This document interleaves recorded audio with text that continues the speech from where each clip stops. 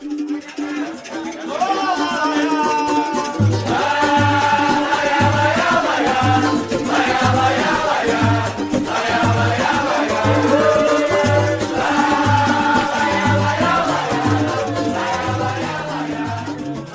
are a team of a mother and two daughters, my mother, me and my sister. And we've been in this business for 10 years now. It's going to be 10 years in May.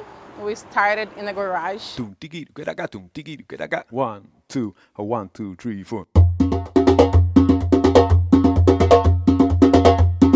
12 years ago, my mother came as an immigrant, trying to get a better life after a dark divorce. She came here, clean houses, being a driver, all these things. She couldn't do it well. She didn't speak any English. She was very persistent and she was always trying and doing Google Translator. She came from this place, little very village in Brazil, a tiny village, 3,000 people. Wow. And then they said, oh, you can cook well. Why don't you start making some Brazilian pastries? And she was never a cook. She was a social worker back in Brazil, but she always loved to cook.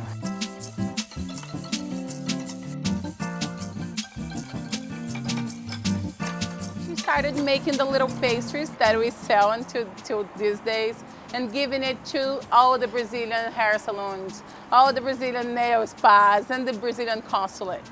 And we had this huge kitchen in the basement of the house. One day, the neighbor said we were doing too much there, it was too much, and she went to the city, made a complaint, which was amazing. Bad things come to good things. Yep. The city came, made us close the kitchen, and we found this place. The guy who owned this place was our customer, and he owed us some money, couldn't pay us, and he said, take over, do whatever you want.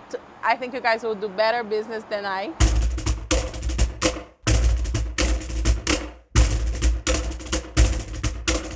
What we mostly do, it's the Brazilian street food.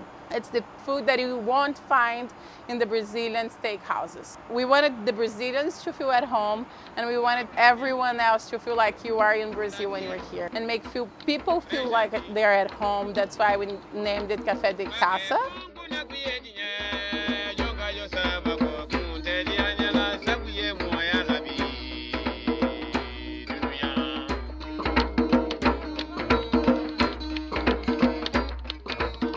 Right before the COVID-19, we opened a place in Castro. It is our dream place. That's what it was always planned for.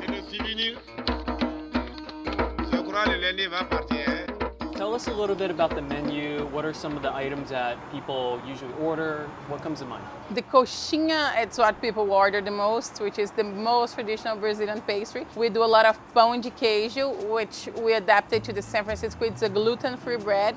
And the cheese roll, it's just the Brazilian bread. It's the national bread. That's what we brought here. It's my grandma's recipe. Here we have a lunch menu. It's like your homemade Brazilian lunch. It's rice, beans, meat, and veggies. And we do the Brazilian national dish, the feijoada, which is a big stew of pork ribs, pork loin, dried beef, and sausages, Brazilian sausage served over rice. It's the Brazilian national dish. You can get the real Brazilian açaí here.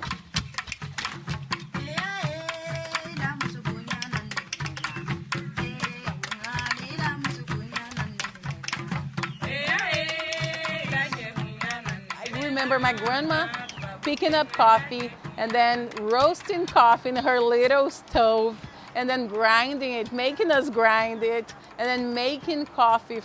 It was so fresh. And I wanted to do something similar. We found this Brazilian bean from a place near to my state, and they had the coffee that I always imagined.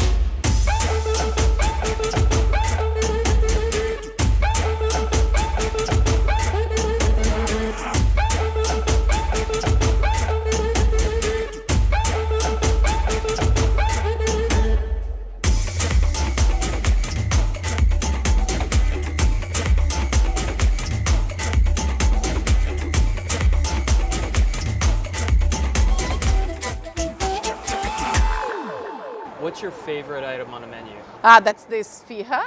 It's a beef, tomato, and olives with all this lemony seasoning in a bread dough. So Thais, maybe you can share with us a little bit more about the Brazilian culture. In Brazil, everyone is super friendly. We love soccer. We love celebrating. We are always around food. That's what brings us together. It's always some food. Always some cooking. We're hugging people. We love kissing. We love hugging. These COVID times have been terrible because you can't hug anyone. You can't kiss anyone. We used to hug all the customers. They would come and hug. Thank you so much for inviting us and sharing the food and hospitality at your home here at Cafe De Casa. You know what I think? It's better with good food anyways. It's always better with good food, always. Well, thank you again. Thank you.